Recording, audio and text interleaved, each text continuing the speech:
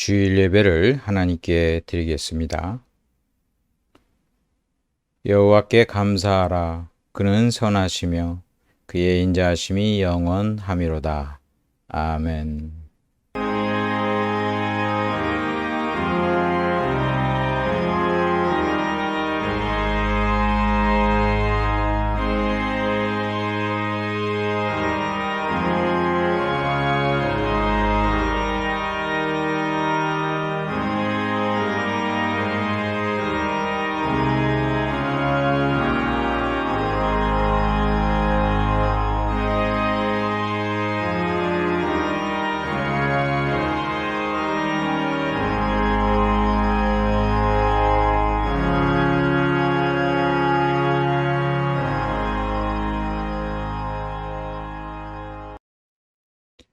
은혜가 풍성하신 아버지 하나님, 저희들 하나님의 귀한 자녀로 삼아주시고 오늘 하나님께 예배드리게 하시니 감사를 드립니다. 이 예배 하나님 홀로 영광 받으시며 저희들에게 한없는 은혜를 베풀어 주시옵소서. 예수님의 이름으로 기도드리옵나이다. 아멘.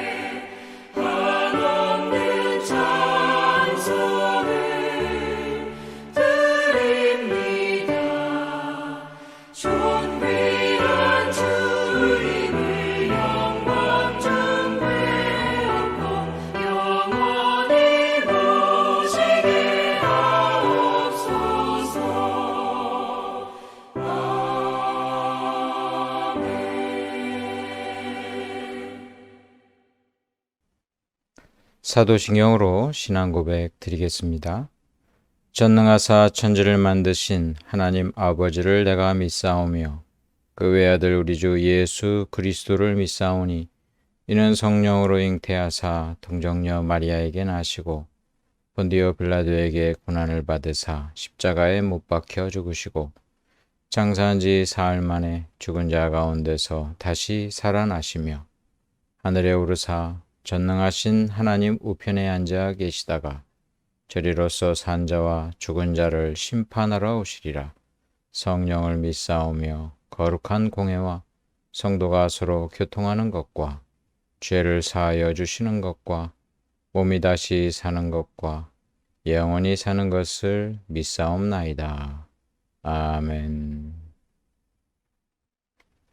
한 주간 하나님의 은혜에 감사의 기도와 우리의 죄와 허물을 아뢰고 예수 그리스도의 보혈의 공로 의지하여 회개 기도 드리시고 또 하나님 앞에 전 세계의 평화와 전쟁이 속히 그치고 우리나라의 안정과 위정자들을 위해서, 한국 교회를 위해서 이 시간 다 같이 함께 기도드리겠습니다.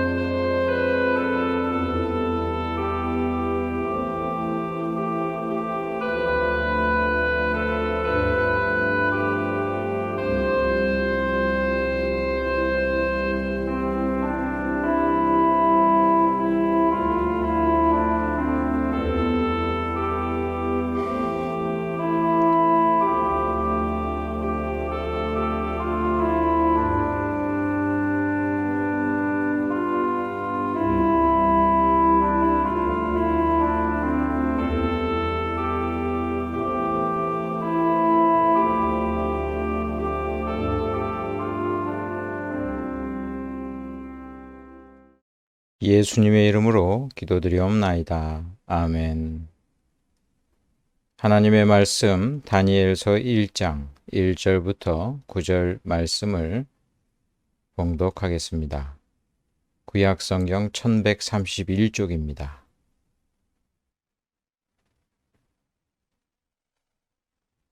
유다왕 여호야김이 다스린 지 3년이 되는 해에 바벨론 왕 느부갓네살이 예루살렘에 이르러 성을 에워쌌더니 주께서 유다 왕 여호야김과 하나님의 전 그릇 얼마를 그의 손에 넘기심에 그가 그것을 가지고 신할 땅 자기 신들의 신전에 가져다가 그 신들의 보물 창고에 두었더라. 왕이 환관장 아스푸나스에게 말하여 이스라엘 자손 중에서 왕족과 귀족 몇 사람 곧 흠이 없고 용모가 아름다우며 모든 지혜를 통찰하며 지식에 통달하며 학문에 익숙하여 왕궁에 설 만한 소년을 데려오게 하였고 그들에게 갈대아 사람의 학문과 언어를 가르치게 하였고 또 왕이 지정하여 그들에게 왕의 음식과 그가 마시는 포도주에서 날마다 쓸 것을 주어 3년을 기르게 하였으니 그 후에 그들은 왕 앞에 서게 될 것이더라. 그들 가운데는 유다 자손 곧 다니엘과 하나냐와 미사엘과 아사랴가 있었더니 환관장이 그들의 이름을 고쳐 다니엘은 벳드사살이라 하고 하나냐는 사드락이라 하고 미사엘은 메삭이라 하고 아사랴는 아벳느고라 하였더라. 다니엘은 뜻을 정하여 왕의 음식과 그가 마시는 포도주로 자기를 더럽히지 아니하리라 하고 자기를 더럽히지 아니하도록 환관장에게 구하니 하나님이 다니엘로 하여금 환관장에게 은혜와 긍휼을 얻게 하신지라. 아멘. 뜻을 정하는 결심 제목으로 하나님 말씀 나누겠습니다. 할렐루야. 하나님의 은혜가 여러분들에게 충만히 넘치시기를 축원합니다. 우리나라 찬송가 그 찬송가에는 각각의 그 사연들이 다 담겨져 있습니다. 우리 한국인이 좋아하는 찬양 중에 하나가 387장 멀리 멀리 갔더니 처량하고 고나며 슬프고도 외로워 정처 없이 다니니 예수 예수 내 주여 지금 내게 오셔서 떠나가지 마시고 길이 함께 하소서. 이 찬양이 있습니다. 좀 내용이 처량하죠? 부산 그 초량교회에 제가 간 적이 있는데 그곳에 보니까 이제 역사박물관이 있어요. 그 오래된 교회니까 박물관을 좀 만들어 놨는데, 이 찬양의 그 작시자는 그 윌리엄 베어드, 배위량 선교사님의 그 부인이 작시한 것입니다. 이 부인 되시는 분이 애니 베어드라고, 한국 이름으로는 안애리 사모님이신데, 이분이 뭐 부산, 나중에는 이제 그 서울로 올라와서 또 여러 가지 사역을 감당하시는데, 그 첫째 자식을 이제 낳고 두 돌 때 이제 죽습니다. 첫째 딸이 죽으니까 그 마음에 그 한없는 슬픔 가운데 이 작시를 했다고 합니다. 이 사모님 보니까 건강이 좀 악화되어 가지고 그 암에 걸려 가지고 미국에 가서 치료도 하고 다시 돌아와 가지고 또 사역을 하는데 또 재발한 거예요. 그래서 다시 또 미국에 갔는데 이제 사형 선고를 받았어요. 그런데 내가 복음 증거하던 한국 땅에서 죽겠다 이렇게 해가지고 그 암으로 투병하는 가운데 한국으로 돌아와서 돌아가십니다. 여러분 요즘은 뭐 그 미국까지 한 12시간이면 가잖아요. 비행기로. 그때 당시 배 타고 2달 걸렸습니다. 2달이 걸릴 정도로 그 긴 항해 시간, 몸도 성치 않는 몸으로 이 한국에 와서 결국은 그 숨을 거두는 그 선교사님, 그리고 그 남편 되는 그 윌리엄 베어드 선교사님은 아주 아름다운 그리스도인이고 또 하나님의 신실한 종들이었습니다. 이 두 부부 선교사님들이 이룬 일은 엄청납니다. 우리나라에서는 뭐 언더우드, 뭐 아펜젤러 이런 선교사님만 많이 알고 이 윌리엄 베어드 선교사님에 대해서 잘 모르는데 지금 이제 이 윌리엄 베어드 선교사님에 대해서도 많이 연구를 해가고 있습니다. 윌리엄 베어드는 이제 숭실대를 세운 분이기도 하시고 또 번역을 많이 한국어로 많이 하셨던 분이고요. 이 부인 되시는 애니 베어드 역시 한글 소설을 2편이나 쓸 정도로 이 문필가 부부입니다. 이들의 후손들 역시 한국에서 헌신하고 참 아름다운 그런 그 믿음의 선배님이 되십니다. 이 387장 2절은 이렇게 되어 있죠. 예수 예수 내 주여 마음 아파올 때에 눈물 씻어주시고 나를 위로하소서. 3절은 다니다가 쉴 때에 쓸쓸한 곳 만나도 홀로 있게 마시고 주여 보호하소서. 사진을 보면 이 두 분 다 아주 잘생기고 멋있는 그런 외국인들인데 타국에 와가지고 이렇게 고생하고 또 아픔도 많이 겪으면서 꼭 살아야 됐는가? 그들은 행복을 추구하는 사람들이 아니고 진리를 알고 그 안에서 살기를 원했던 성도들이기 때문에 그것이 가능했다 봅니다. 세상을 살아가는 방식이 크게 3가지로 이야기할 수 있을 것 같아요. 첫 번째는 이제 방황 있죠, 방황. 갈 길을 알지 못해서 방황하는 그런 방황입니다. 그냥 사는 거죠. 두 번째는 그거보다 나은 인생인데 여행하는 겁니다. 이왕 이 세상에서 살 거 잘 먹고 잘 지내고 그리고 행복을 추구하는 그런 삶이라고 할 수 있어요. 굉장히 그래도 방황하는 것보단 나은 것 같긴 해요. 하지만 그리스도인들은 거기에 멈출 수 없습니다. 우리 그리스도인들은 3번째 순례의 삶을 살아갑니다. 가는 방향도 알고 이제 진리도 알고 그리고 자기의 사명을 끝까지 완수하기 위해서 나아가는 거. 행복을 추구하는 그런 삶이 아니라 진리를 알기 때문에 이제는 때로는 행복하지 않고 슬플 때도 많이 있지만 의미 있는 가치 있는 인생을 자기에게를 걸어가는 그런 인생이 우리 그리스도인들의 삶이라 할 수 있습니다. 행복을 추구하는 여행자도 좋지만 진리 가운데서 자신의 사명을 끝까지 완수하는 순례의 그런 삶, 그러한 그리스도인의 삶을 사시기를 간절히 축원합니다. 오늘 이제 다니엘서 처음 이제 시작합니다.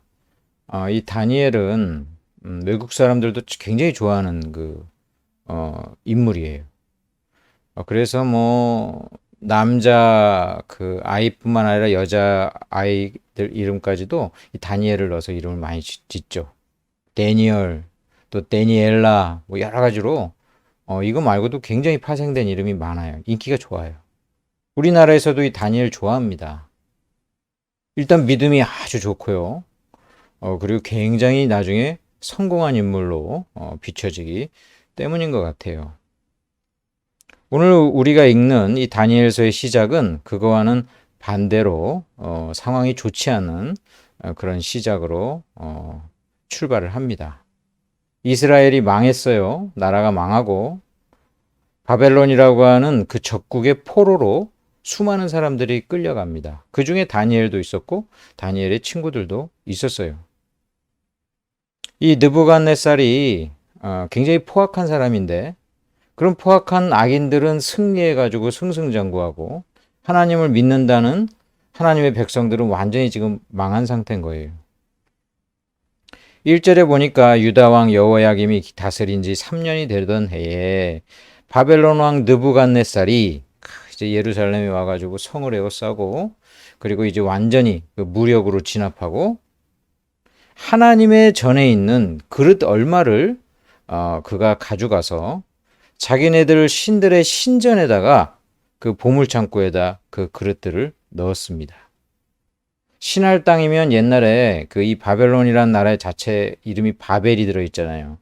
신할 평지에 그 바벨 탑을 쌓은 그 우상 숭배와 그 다음에 그 가인의 후예들이 아주 그냥 집중되어 있는 것과 같은 그런 이방인의 땅에 하나님이 함께 하신다는 이스라엘은 망하고 그 하나님의 전에 있는 그 거룩한 그릇들을 갖다 가져가서 자기네 신들 신전에다가 보물창고에다 둔 거예요.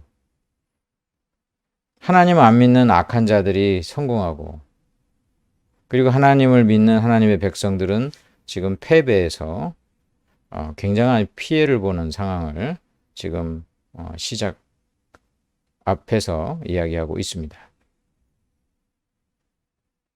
더욱이 하나님의 그 전 그릇이 이방인 나라로 갔다는 것은 그때 당시에는 하나님께서 저 이방 나라 신들보다 약한가 보다 그런 의구심도 들게 하였고 또는 하나님이 우리를 버렸구나. 우리는 이제 완전히 하나님의 백성이 아니야. 그런 비참한 그런 그 충격받는 일이었어요. 그런데 오늘 우리가 자세히 봐야 될 그 구절이 나와요. 이 모든 일 가운데 2절 한번 보세요. 주께서 이렇게 시작합니다. 주께서. 주체가 주께서 유다 왕 여호야김과 하나님의 전 그릇 얼마를 그의 손에 넘기심에. 지금 전쟁은 졌고 하나님의 백성은 끔찍한 일을 당하고 있잖아요. 그리고 하나님의 전 그릇이 지금 그들이 뺏어 가는데 그들이 역사의 주체가 아니고 이 역사의 주체는 하나님이라는 거예요. 2절에 주께서 넘기심에 그렇게 나와 있어요. 주께서 넘기심에. 오늘 그리스도인들은 이 세상의 그 주관자가 누군가, 진정한 주인이 누군가, 힘 있는 인간인가, 또는 힘 있는 어떤 강대국인가, 그게 아니라 이 세상의 역사의 진정한 주권자, 주관자, 이 모든 것을 섭리 가운데 통치하시는 분은 하나님이시라는 사실을 믿으시기 바랍니다. 여러분, 우리가 그림을 볼 때는 가까이서 보면은 막 어두운 부분도 있고 아주 울퉁불퉁한 그 질감도 있고 잘 보이질 않아요. 근데 멀리 떨어져 있어서 그 큰 그림을 보면 그 그림 전체가 다 굉장히 조화롭게 이루어져 있는 모습을 보게 됩니다. 이 세상은 큰 그림으로 보아야 되는데 그것은 하나님께서 이 세상을 다스리시는 그 섭리 가운데 이 세상을 바라보아야 됩니다. 지금 다니엘서 처음은 매우 그 불행하고 끔찍한 그런 사건들을 이야기하고 있지만 큰 그림으로 보니까 이 모든 게 하나님의 섭리 가운데 있었다는 거예요. 주체는 하나님인 거예요. 그러니까 주께서 넘기심에 이 모든 것도 하나님의 섭리 가운데 바라보는 것입니다. 그러한 자만이 이 세상 바라보면서 소망을 갖게 돼요. 우리가 하루하루 살면서 얼마나 절망스러운 일이 많습니까? 수많은 그 소식들을 들어보면 이 세상에 진짜 악이 판을 치고 강한 자가 힘 있는 자가 그냥 승리하고 그런 약육강식의 그런 세상밖에는 보이지 않아요. 그러나 멀리서 이것을 믿음의 눈으로 바라보면 하나님께서 이 모든 것을 다스리고 있다는 사실을 믿는 것입니다. 그래서 다니엘서의 그 시작은 이 세상 돌아가는 역사를 분명하게 역사적 사실을 기록하면서 그러나 이 역사의 주체는 하나님이시다라는 점을 분명히 우리에게 보여주고 있습니다. 그 가운데 그리스도인들은 이제 수많은 고난 가운데 있는 경우가 많습니다. 오늘 이 다니엘을 보세요. 개인적인 그 고난도 극심합니다. 이 느부갓네살 왕이 이제 명령하죠. 야 왕의 그 수하에 그 이스라엘에서 좀 쓸만한 소년들을 데려다가 걔네들을 잘 길러가지고 왕궁에 세울 만한 그런 사람들을 선택하자. 이거 굉장히 좋아 보이죠? 그 평상시라면은 야 이거 유학 가가지고 아주 고등교육을 받고 좋은 그런 그 출세할 수 있는 그런 것으로 보일지 모르지만 이 왕의 그 목적은 뭐예요? 내 시종, 훌륭한 노예를 그 기르겠다는 거예요. 결론은. 그러니까 이 내용들을 가만히 살펴보면 아주 비참하기 짝이 없습니다. 이들은 소년이라고 그랬죠? 사실상 그들은 청소년이에요. 이 다니엘과 세 친구들 대략적으로 우리나라 나이로 치면 한 14살, 17살 뭐 이런 정도로 추정이 된단 말이에요. 그들은 맨 첫 번째 포로 때 끌려갔어요. 그 포로 때가 여러 번 있었어요. 그러면 이제 그 여러 번 그 포로 때 뭐 맨 마지막에 포로로 끌려간 사람들은 이런 생각을 했을 거 아니에요. 소문을 듣고 야 거기 포로로 갔는데 뭐 그렇게까지 막 그 아주 그냥 죽을 정도로 힘들지는 않대. 그래도 나름대로는 또 살만하대. 뭐 이런 얘기를 듣고 안심을 할지도 모르지만 이들은 맨 첫 번째로 포로로 끌려가서 앞으로 자신들의 운명이 어떻게 될지 알지 못하는 가운데 놓여 있었습니다. 그들은 이방 교육을 거기서 받았습니다. 아람어 같은 거 배우면 좋겠죠. 그런데 아람어뿐만 배우는 게 아니에요. 마술, 주술, 우리나라 옛날에 주역 같은 그런 전성술 같은 그런 것을 그들은 배워야 했습니다. 그래서 이들이 배우는 어떤 그 교육은 엄청난 그 훌륭한 그런 고등교육이라기보다는 점성가나 박수무당의 하위직에 머무르는 그런 이제 교육을 받게 된 거예요.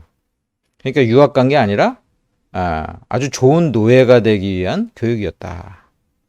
이들의 이름들이 바뀝니다. 다니엘만 한번 보세요. 다니엘은 하나님은 나의 심판자 그런 어떤 그 의미를 담고 있는데 이게 벳드사살로 바뀝니다. 이 벳드사살은 벨, 그 당시에 그 무로닥 신이라고 자기네들이 섬기는 그 벨 신이 내 심판관이다. 아니 하나님이 나의 심판자라는 그 이름을 벨 신이 나의 심판자다. 이름 완전히 바꿔버리는 거예요. 이 다니엘이 벳드사살로 불릴 때마다 얼마나 그의 그 신앙 있는 자로서 치욕스럽겠는가 생각할 수 있습니다. 부정한 음식을 강요당했어요. 그리고 더군다나 환관이 되었습니다. 여기서 이 환관은 그 일반적으로 우리가 내시로 번역이 됩니다. 이 부분에 있어서 학자들의 의견이 다르지만 확실치는 않지만 그들이 거세 당했을 수도 있습니다. 그 가능성이 충분히 있어요. 그 당시 그 고대 왕궁에 그 왕궁에서는 이제 내시를 왜 만들어요? 그 궁녀나 이제 그런 여인들을 보호하기 위해서 남자들을 거세하는 거죠. 이들을 가르쳤던 자가 아스브라스가 바로 그 환관이었다는 거. 그리고 이들에게 있어서 어떤 후손 이야기가 성경에 안 나온다. 뭐 이런 여러 가지 그 근거를 가지고 이들이 거세당했을 가능성도 학자들 가운데는 얘기를 하고 있는 것입니다. 더군다나 느부갓네살은 매우 포악한 그런 그 왕이고 자기의 마음에 들지 않으면 가차없이 죽이는 그러한 그 폭군이었어요.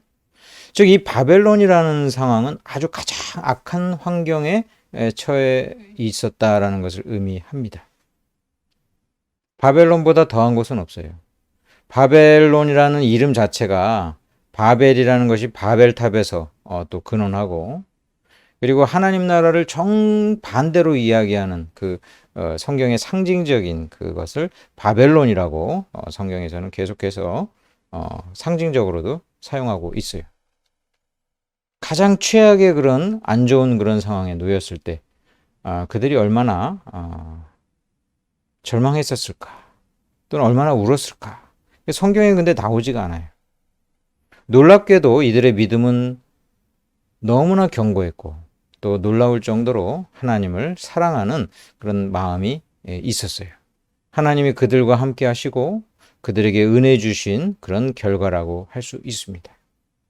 이제 그들에게 하나님께서 은혜를 베푸셔서 굳건한 믿음을 갖게 하시고, 이제 앞으로 이제 다니엘서는 처음 시작은 이렇게 안 좋게 시작하지만 그들을 통해 하나님이 역사하시고, 그리고 그들을 통해서 하나님의 놀라운 일들이 펼쳐지게 되는 것입니다. 하나님의 자녀는 징계 가운데 오히려 더욱더 견고한 그러한 믿음으로 나아가게 됩니다. 우리에게 있어서 징계는 힘든 것이고, 그리고 누구나 피하고 싶은 것이지만 이 징계 없이, 연단 없이 성장하는 법이 없는 거예요. 히브리서 12장 8절에 징계는 다 받는 것이오늘 너희에게 없으면 사생자요 친아들이 아니니라.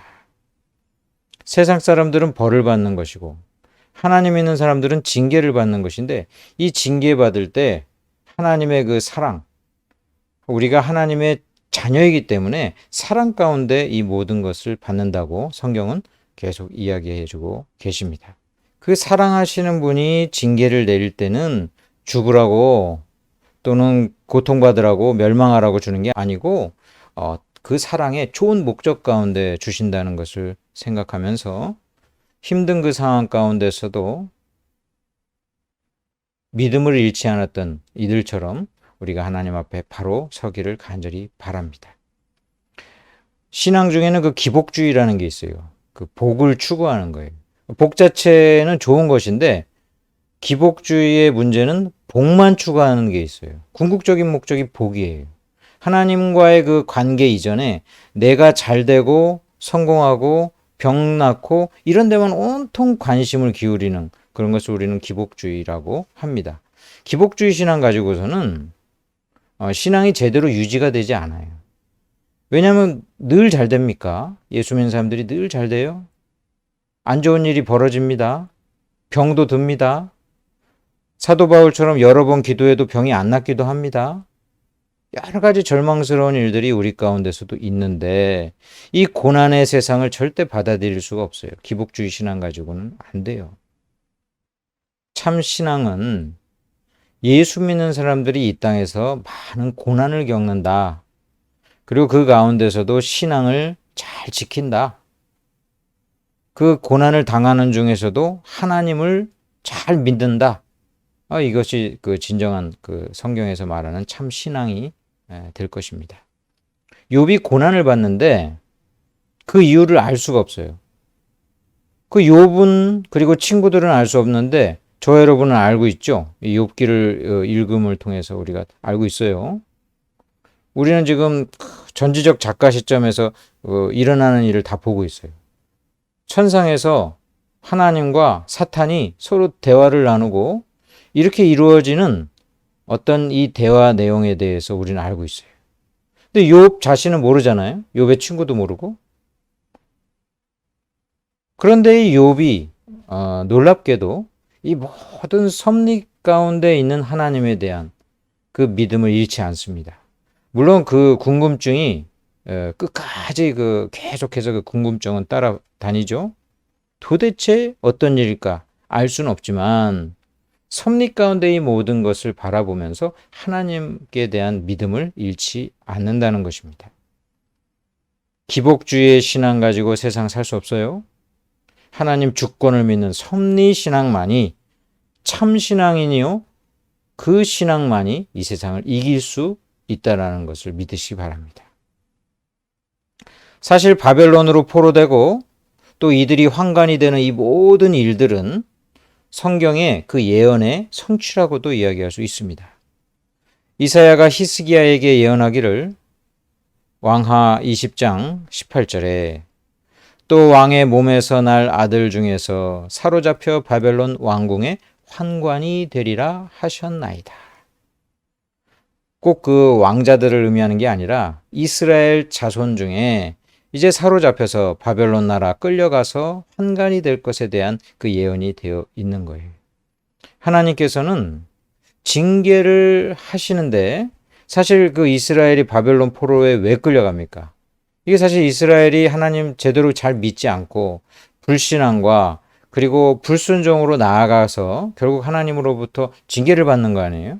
근데 하나님께서는 놀랍게도 징계를 주시면서도 그 징계 가운데서도 하나님의 뜻을 이루어 가시고 그 징계를 통해서 다음에 나오는 하나님의 은혜를 예비한다라는 거예요. 벌은 말 그대로 잘못한 것에 대해서 그냥 처벌하는 것이지만 징계에는 이 부모가 자식에게 하는 이 징계에는 사랑이 들어 있어요. 그래가지고 그 사람의 미래에 대한 디딤돌이 되도록 징계를 하는 거예요.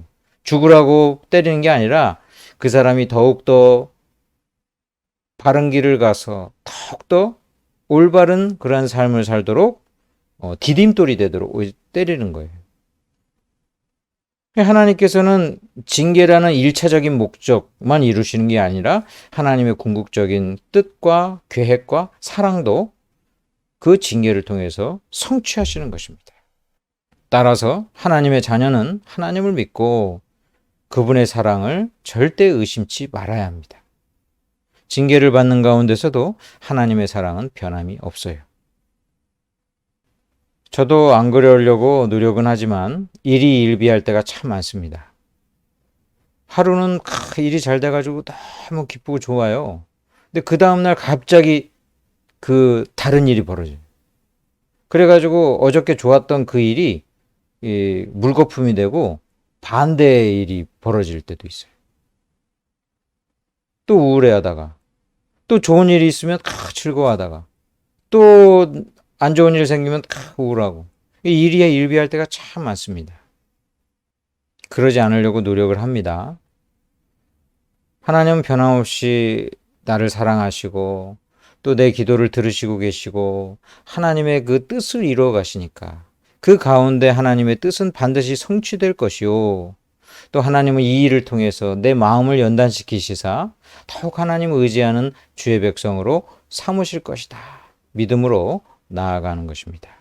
잠언서 17장 3절에 도가니는 은을 풀무는 금을 연단하거니와 여호와는 마음을 연단하시느니라.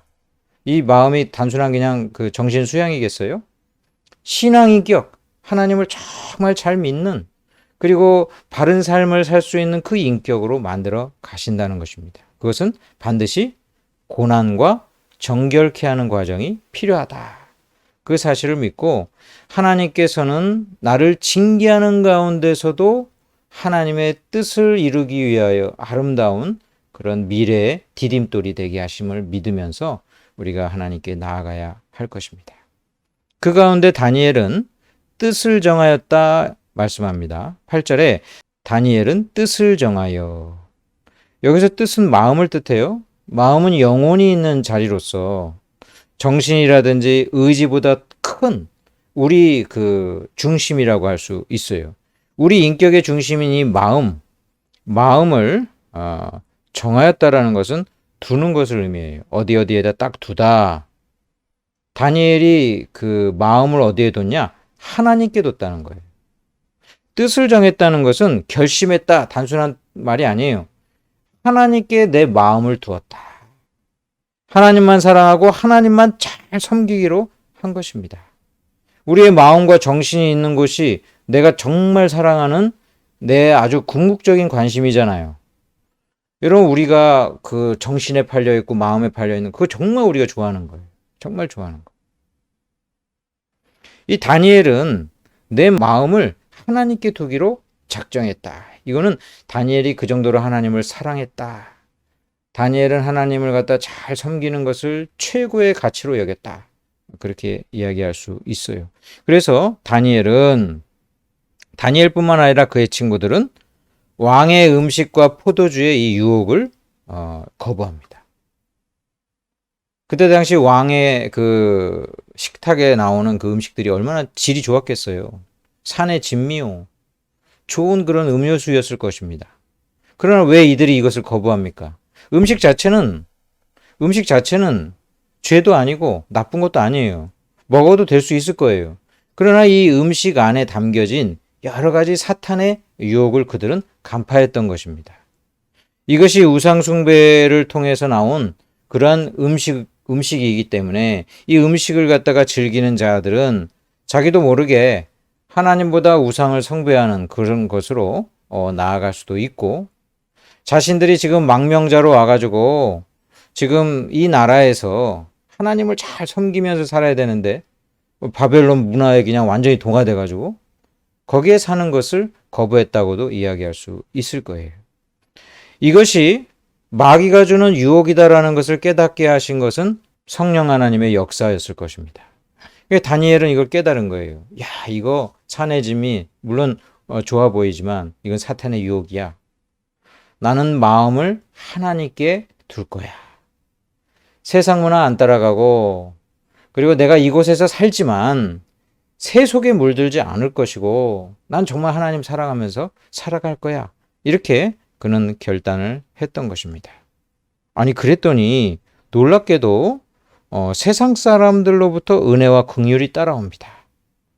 다니엘이 환관장에게 그렇게 얘기를 하죠. 자기를 더럽히지 아니하도록 환관장에 구하니. 그러니까 평상시 다니엘이 얼마나 이 환관장과의 그 관계가 좋았는지 볼 수 있어요. 환관장은 지금 그 바벨론의 그 관리안이에요. 그리고 전혀 그 하나님 믿지도 않는 그런 사람일 텐데 이런 사람에게도 인정을 받을 정도로 다니엘은 굉장히 성실했던 그런 그 면모를 엿보는 겁니다. 그런데 9절에 하나님이 다니엘로 하여금 환관장에게 은혜와 긍휼을 얻게 하신지라. 이 환관장이 다니엘에게 호의를 베풀고, 야, 그래, 너는 그렇게 해라. 네 신앙이 그렇다면 그렇게 해라. 은혜와 긍휼을 베푸는데 이 은혜와 긍휼은 철저히 누구 거예요? 하나님의 거예요. 그러니까 9절도 그렇게 말씀을 하고 있어요. 하나님이 다니엘로 하여금 얻게 하신지라. 아까 앞에서 2절에 주께서 넘기심에, 여기 9절에 하나님이 얻게 하신지라. 그러니까 은혜와 긍휼은 얼마나 좋은 거예요. 은혜와 긍휼은 우리 인간이 가질 수 있는 최고의 선물이잖아요. 이거 전적인 하나님의 것인데 이 하나님이 그 은혜와 긍휼을 환관장을 통해서 다니엘에게 베풀어 주신 것입니다. 하나님은요, 자신을 사랑하고 자신을 신뢰하고 마음을 정말 하나님께 둔 사람, 그 사람에게 정말 은혜를 베푸시고 긍휼을 베풀어 주십니다.